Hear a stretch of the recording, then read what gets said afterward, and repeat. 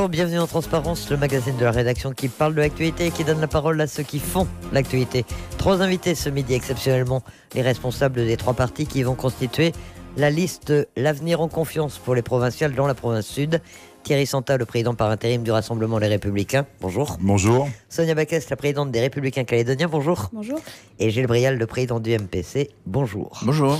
Et merci à tous les 3 d'avoir accepté notre invitation. Une liste qui réunit vos 3 partis. Alors que vous êtes divisés, c'est pas une surprise ces dernières années. Ça interroge tout de même pourquoi et comment est-ce que vous avez décidé de faire cette union, Gilles Brial? Alors, déjà, il y a eu l'électrochoc du référendum. C'est-à-dire que les Calédoniens ont pu s'exprimer majoritairement pour maintenir les Calédonies dans la France. Mais ça a quand même créé un doute chez les Calédoniens. On en a discuté, on a la même analyse sur la situation de la Nouvelle-Calédonie aujourd'hui.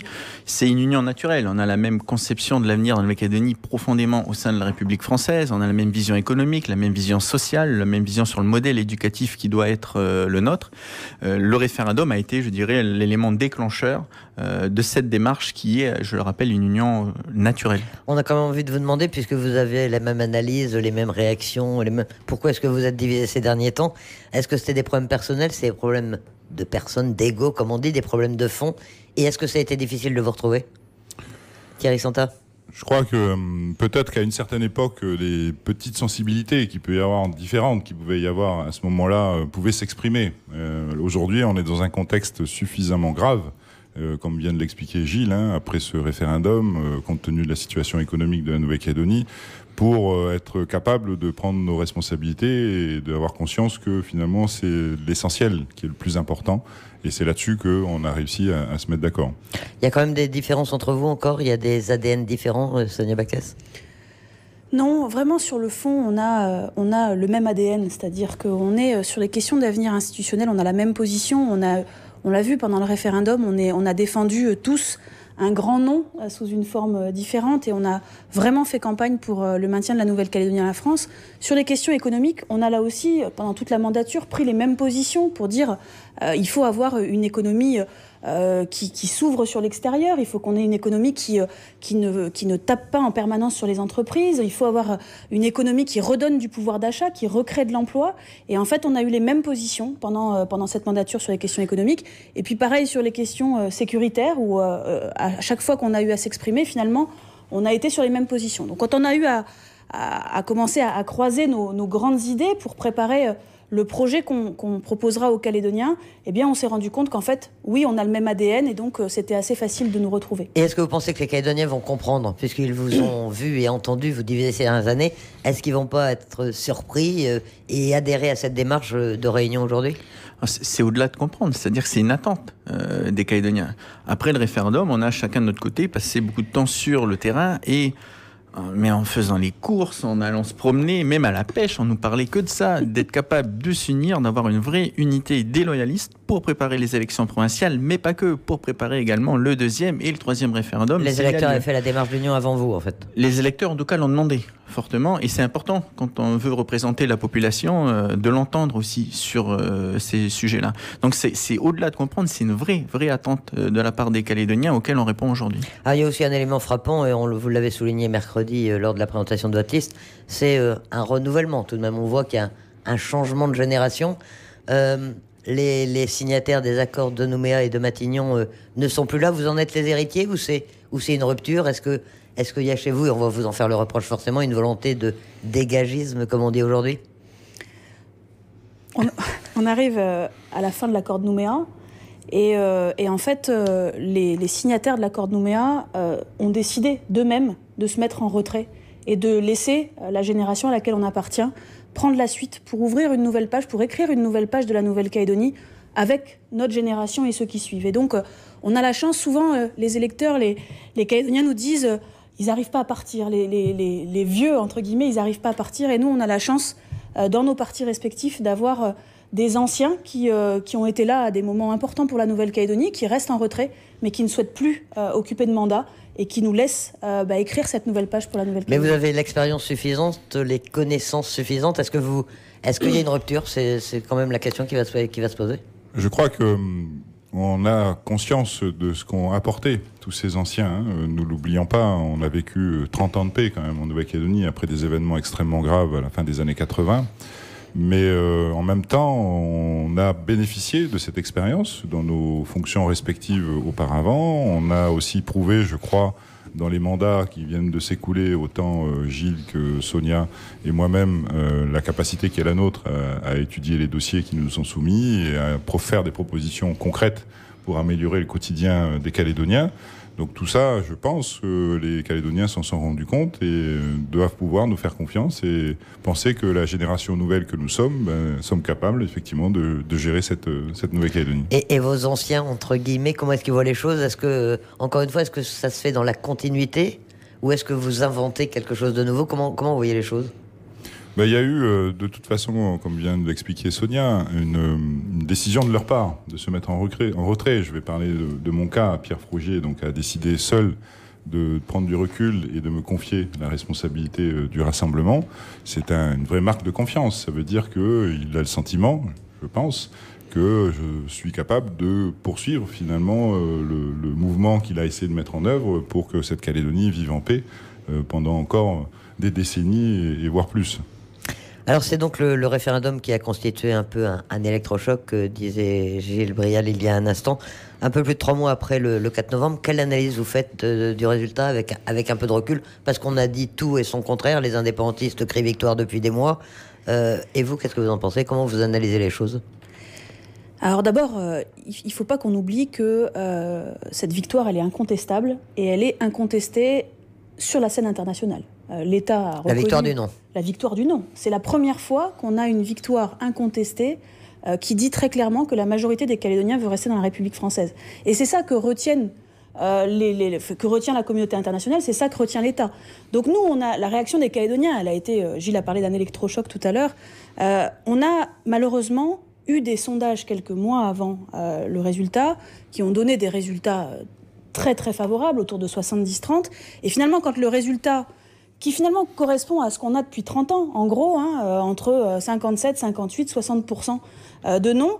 Quand ce résultat est tombé, les Calédoniens ont eu l'impression finalement qu'on avait perdu des voix, alors que le 70-30, en fait, il n'a jamais existé. Donc on a, en fait, simplement constaté une stabilisation de l'électorat loyaliste et de l'électorat indépendantiste.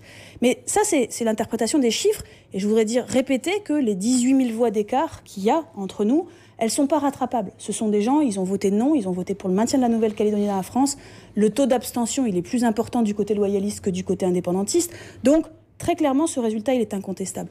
Mais au-delà de ça, ce que ça a démontré, c'est que certains, qui sont nos concurrents aujourd'hui, ont considéré que parce qu'ils faisaient des concessions importantes aux indépendantistes. Je vous rappelle l'exposé des motifs de la date du référendum qui avait été présenté avec de la repentance, avec des concessions importantes aux indépendantistes qui a été présenté. Eh bien, en fait, ils ont fait croire aux Calédoniens que ces concessions-là allaient faire basculer des indépendantistes dans le camp loyaliste. Eh bien, c'est faux. Et donc, c'est quand même cette conclusion-là qu'on a tirée ensemble, c'est qu'aujourd'hui, il faut qu'on ait un camp loyaliste fort, un camp loyaliste uni, pour que quand on ira aux discussions avec les indépendantistes, eh bien, on soit en capacité de défendre réellement les 57% qui ont voté non et d'arrêter finalement d'être toujours en train de faire des concessions unilatérales envers les indépendantistes. Parce qu'à l'inverse, si vous aviez fait campagne ensemble, et on sait que les indépendantistes ont fait campagne ensemble, est-ce que le résultat n'aurait pas été finalement un peu différent et peut-être un peu plus large en faveur du non? Il aurait peut-être été un peu meilleur. C'est sûr que la division, elle ne sert jamais le camp qui se divise.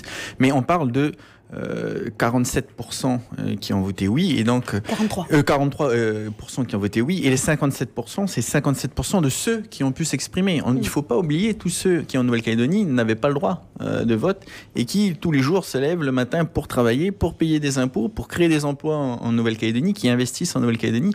Ces personnes à qui on a ôté le droit de vote. Donc Donc la volonté, la part de Calédoniens qui veulent rester au sein de la République française est encore plus importante aujourd'hui. Donc il faut prendre en compte tous ces éléments. Il ne faut pas nier qu'il y a une force indépendantiste qui est importante en Nouvelle-Calédonie, mais qui n'évolue pas. Sonia disait, c'est le même rapport de force. Les indépendantistes ont fait 41% des voix en 2004, 40% en 2009, 41% en 2014. Donc on voit qu'on reste dans le même taux, qu'il n'y a pas une bascule du camp indépendantiste en Nouvelle-Calédonie. Concernant l'avenir institutionnel, justement, vous avez été divisé là aussi. Le Rassemblement estimait qu'il fallait essayer d'éviter ce référendum. Vos autres partis étaient plutôt partisans d'y aller pour se compter. Maintenant, vous en êtes tous sur l'avenir institutionnel. Est-ce que dans cette démarche unitaire, vous allez tenir le même discours et est-ce que vous avez le même projet pour l'avenir de la Calédonie ? Le constat surtout, c'est que le référendum, il s'est bien tenu, malgré effectivement la position qui était celle du mouvement que je représente, où on était convaincu que le résultat allait...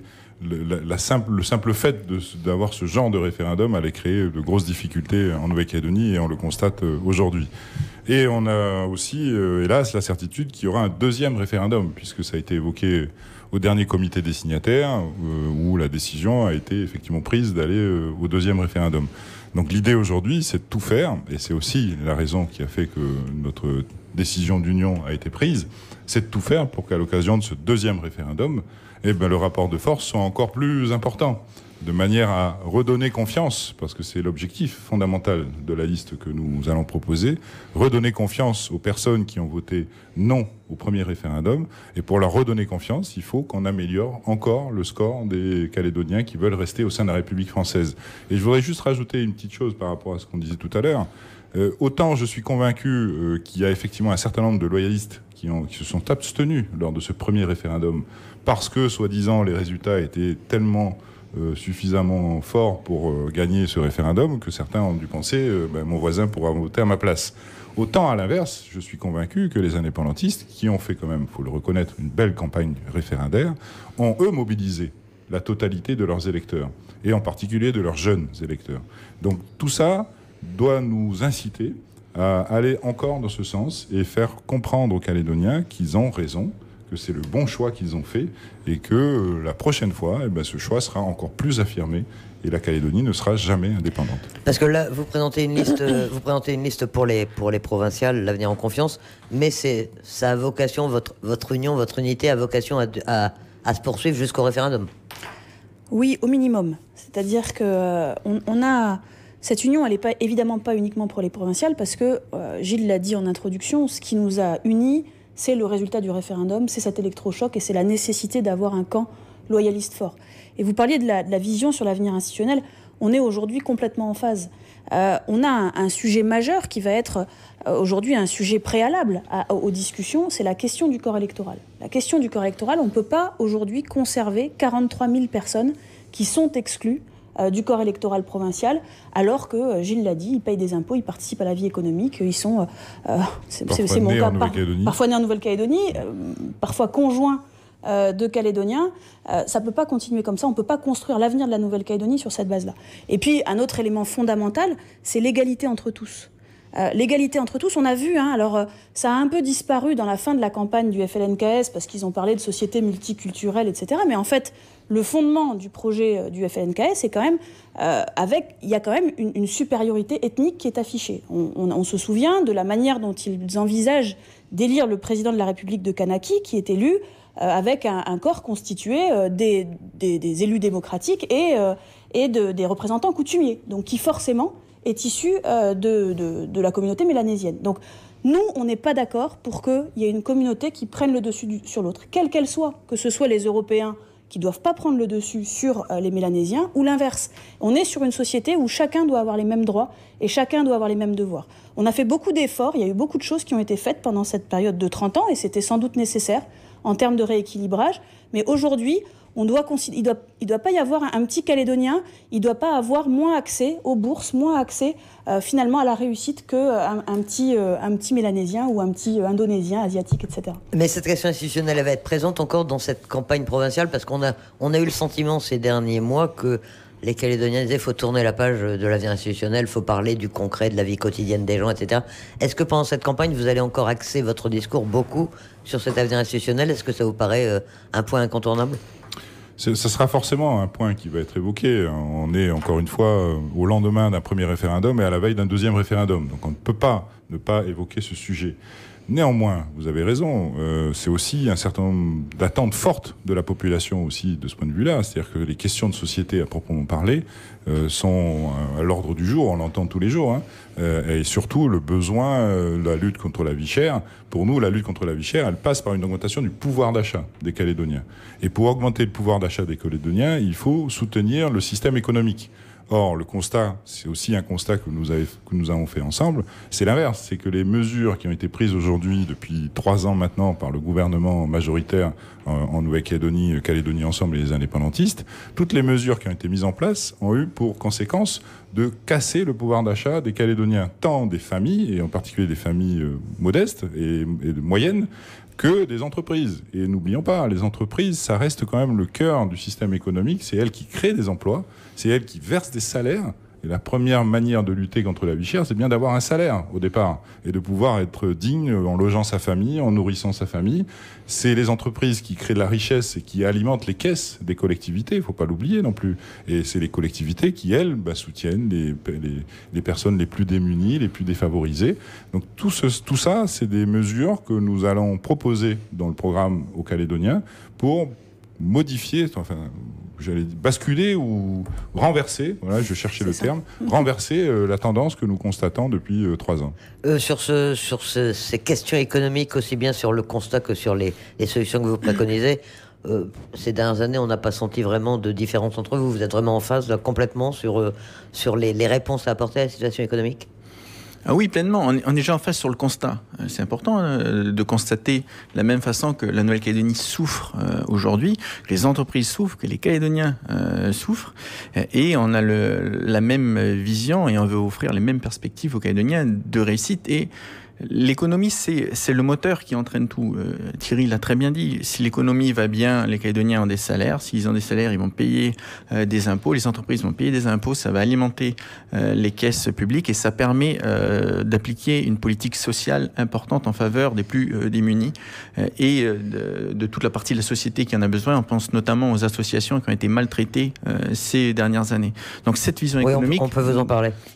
Oui, vous êtes malheureusement pas la seule dans ce cas-là. Et le monde associatif est très important en Nouvelle-Calédonie et il faut s'appuyer dessus plutôt que de le punir. Mais vous dites que la Calédonie souffre, mais franchement, il y a des éléments objectifs aussi. Il y a une crise du nickel, il y a un ralentissement de l'économie dû à des éléments extérieurs au territoire.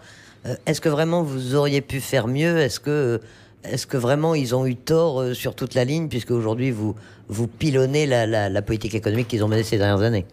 Objectivement, la baisse des cours du nickel qu'on constate depuis quelques années maintenant a eu des conséquences, c'est indéniable, sur les usines qui fonctionnent aujourd'hui en Nouvelle-Calédonie et leurs sous-traitants et donc le système économique global.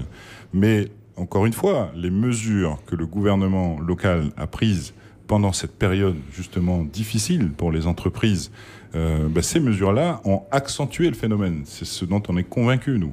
Au lieu de prendre des bonnes mesures pour soutenir l'économie calédonienne qui traversait une crise difficile du fait de ces cours de nickel, au contraire, ça a été des mesures fiscales supplémentaires, des alourdissements de charges des entreprises, et on se retrouve aujourd'hui avec plus de 1600 emplois dans le privé, supprimé depuis 2 ans maintenant. On se retrouve avec des entreprises qui ferment, et en particulier des petites et moyennes entreprises, alors que ce sont celles qui créent le plus d'emplois.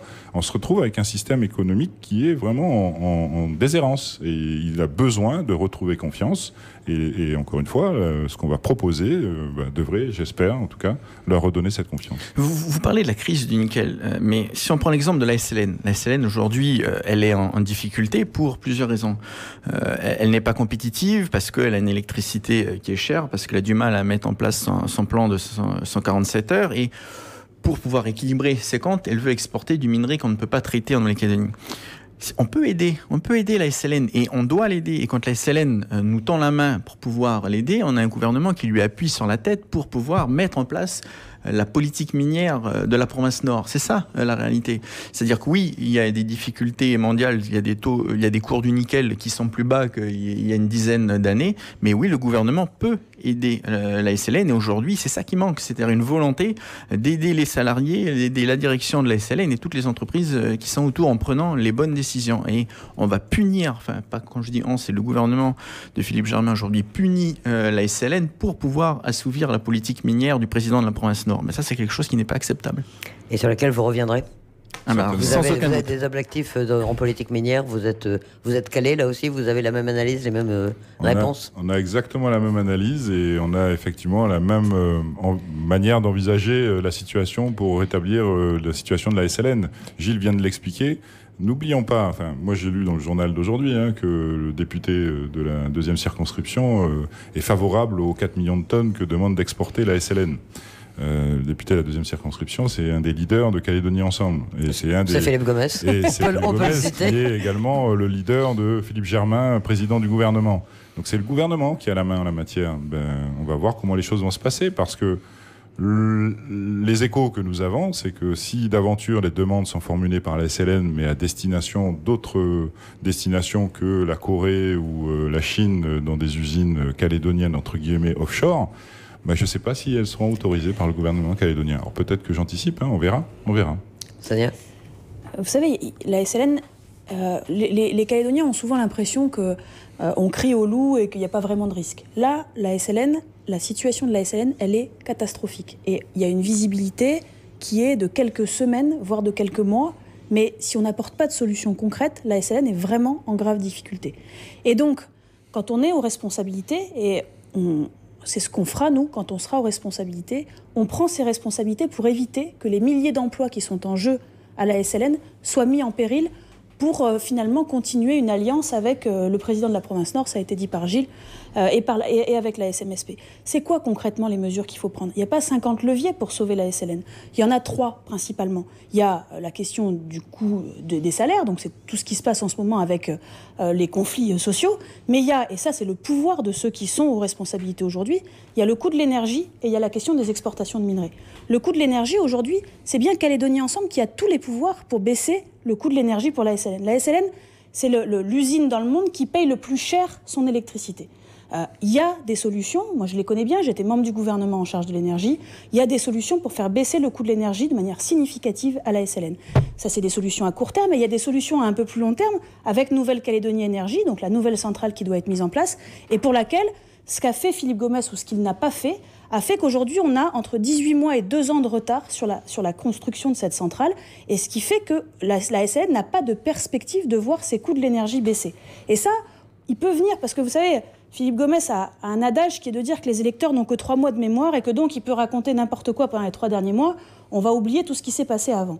Mais c'est bien de dire aujourd'hui on veut sauver la SLN. Mais concrètement, il a mis la SLN dans la situation dans laquelle elle est aujourd'hui, avec le fait de lui enlever aussi toute visibilité, avec Prony Pernot notamment, qui a été annulé dès le départ. Donc ça donne plus aucune visibilité à Eramet. Et donc sur l'énergie, il a la possibilité de donner des solutions à la SLN.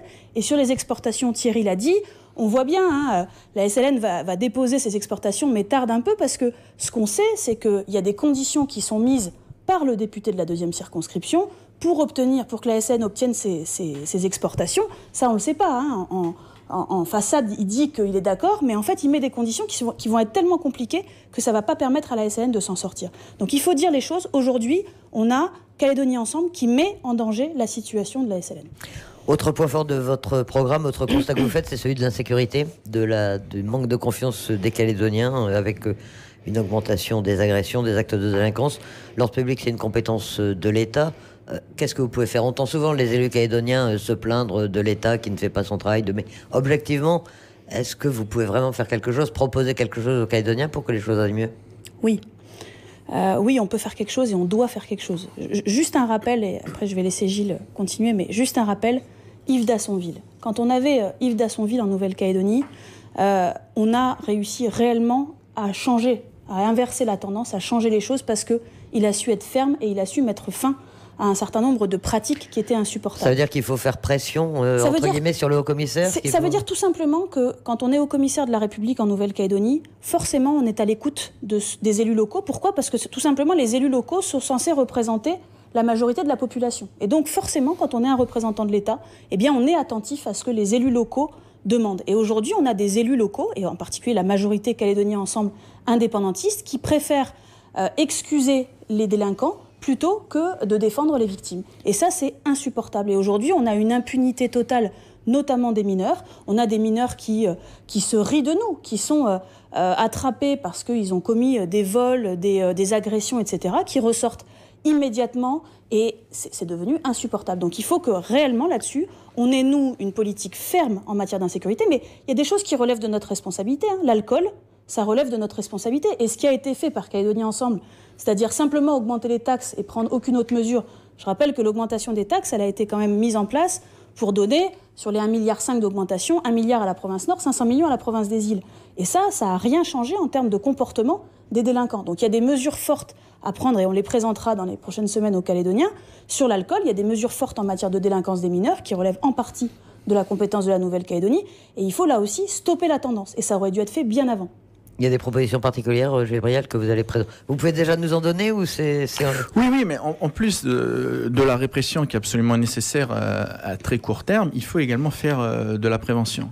Et un modèle qui nous a été présenté en Nouvelle-Calédonie et qui a fonctionné, c'est ce qu'on appelle le modèle islandais, qui a été présenté par le professeur Mickman, qui est venu l'année dernière. Et nous, on est en contact, moi personnellement, je suis en contact avec lui, et on s'est engagé, si les Calédoniens nous font confiance et nous mettent à la tête des institutions au lendemain du 12 mai, à mettre en place la politique qui a été menée en Islande et qui a divisé par 3 tous les faits de délinquance, les consommations d'alcool aux jeunes, et qui ne sont pas basées sur des augmentations, mais sur une prise en compte de la jeunesse. C'est un gros travail qui a été fait. Ces solutions, elles ont été dupliquées dans d'autres pays dans le monde, et dans les autres pays dans le monde, c'est un modèle qui peut être transposé en Calédonie. C'est un modèle qui peut être complètement transposé en Nouvelle-Calédonie. En tout cas, les contacts qu'on a dans ce sens avec le professeur Mickman nous montrent qu'on peut y arriver. Il faut le vouloir et être, je dirais, réaliste sur la situation actuelle. Tant qu'on continuera à trouver des prétextes à ceux qui sont à l'origine de la délinquance, on sera incapable de trouver des solutions. Quand on sera réaliste sur le fait que cette délinquance, elle n'est pas inéluctable, il suffit de prendre les bonnes mesures, et bien là, on pourra faire quelque chose de concret. Et en tout cas, c'est ce que nous, on veut proposer aux Calédoniens. Je voudrais dire un mot sur ce sujet également. Il y a tout un secteur qui aujourd'hui est en grave difficulté, c'est tout le secteur associatif. Et sur ce sujet en particulier de la prévention de la délinquance, je suis intimement convaincu que le monde associatif a son rôle à jouer et peut apporter des solutions d'occupation de nos jeunes, parce que là on parle beaucoup de jeunes délinquants en particulier. Et aujourd'hui, le constat, en tout cas tous les contacts que j'ai eus jusqu'à maintenant avec le monde associatif, nous dressent le même constat. Il y a eu une division quasiment par 2, voire davantage pour certains, et en particulier peut-être des associations radiophoniques, mais il y a eu une chute énorme de leurs subsides qui leur permettait de fonctionner, d'une part, et d'autre part, une autre demande forte de leur part, c'est d'essayer d'avoir de la perspective et de demander à ce que ce soit plutôt des conventions sur plusieurs années qui puissent être passées avec les collectivités de manière justement à pouvoir proposer des programmes d'occupation de nos jeunes qui soient pérennes dans le temps et qui permettent d'avoir des structures qui fonctionnent dans les meilleures conditions. Et ça, c'est vraiment des points, je crois, sur lesquels, dans notre programme, on va les prendre en considération et faire des propositions concrètes. Le temps passe. Je voudrais encore avoir quelques points avec vous. Notamment, vous avez dit, en présentant votre liste l'autre jour, que vous vouliez changer les pratiques politiques. C'est un peu une tarte à la crème. Tout le monde, aujourd'hui, dit on va faire de la politique autrement. Pourquoi est-ce qu'on vous croirait ? Parce que vous êtes plus jeune, parce que c'est une nouvelle génération. Est-ce que c'est une garantie d'honnêteté et de... Peut-être aussi parce qu'on vit dans le monde dans lequel on vit et que le constat que l'on fait tous tout autour de nous, c'est qu'il y a une vraie demande forte de la part de la population d'être acteurs finalement dans la vie politique de leur pays. Et cela, ça passe par des outils informatiques. On a annoncé avant-hier, qu'on allait mettre en place donc un logiciel de démocratie participative pendant la campagne provinciale pour que les Calédoniens puissent donner un avis sur votre campagne, sur votre projet. Exactement, sur les différentes propositions qu'on va faire, et on va forcément prendre en considération donc les remarques qui vont être faites. Mais c'est aussi des outils institutionnels qui permettraient aux Calédoniens de pouvoir s'exprimer sur les différents projets de texte et différents projets de délibération ou de loi du pays qui seraient soumis à nos assemblées, que les Calédoniens puissent avoir leur mot à dire, puissent donner un avis. Tout ça, on sent que c'est une demande forte et on a quelques idées en la matière qu'on présentera aux Calédoniens. Calédonie Ensemble a présenté hier sa consultation citoyenne. Elle veut co-construire son programme provincial. En fait, vous êtes sur la même démarche. Est-ce qu'il y a quelque chose qui vous différencie là sur ce point-là? Non, ça vous fait rire, bon. Sur la même démarche, non, enfin... nous, on est dans la réalité, c'est-à-dire il y a deux choses qui sont étonnantes. La première, c'est qu'ils se préoccupent de leur programme 2 mois avant les élections. Ça veut dire en fait que leur programme est déjà réalisé et qu'ils vont faire un semblant de consultation. Mais ce qui est surtout inquiétant, c'est qu'ils s'intéressent aujourd'hui à ce que pensent les Calédoniens. Alors qu'on voit que la politique qui est menée, que ce soit contre les classes moyennes, contre les entreprises, contre le monde associatif, pourquoi ils ne se sont pas posé les questions de quels étaient les besoins des Calédoniens à ce moment-là? C'est-à-dire qu'ils viennent de mener plusieurs années de politique punitive pour un certain nombre de Calédoniens, et aujourd'hui, ils leur demandent qu'est-ce qu'ils veulent pour l'avenir. Vous voyez, je pense qu'il fallait mieux se préoccuper des Calédoniens pendant la mandature, plutôt que dans les 2 derniers mois. Oui, Sonia Backes. Ils auraient pu consulter les Calédoniens sur un certain nombre de décisions qu'ils ont prises récemment. Le stop sur les yaourts, je pense que ça aurait mérité peut-être qu'ils interrogent les Calédoniens. La manière dont ils ont accompagné la TGC et les 5 taux, je pense que ça aurait mérité une consultation des Calédoniens. C'est bien, hein, c'est toujours l'histoire des 3 mois avant les élections où le discours change. Ils sont aussi très attachés à la liberté de la presse, mais ils vous ont coupé à RRB toutes les subventions parce que vous n'alliez pas dans leur ligne. Bref, je crois qu'il faut que les Calédoniens prennent conscience du fait qu'en politique, il y a les paroles et il y a les actes. Et sur toutes les questions qui vont être abordées dans cette campagne, il faut regarder ce qui s'est passé dans cette dernière mandature.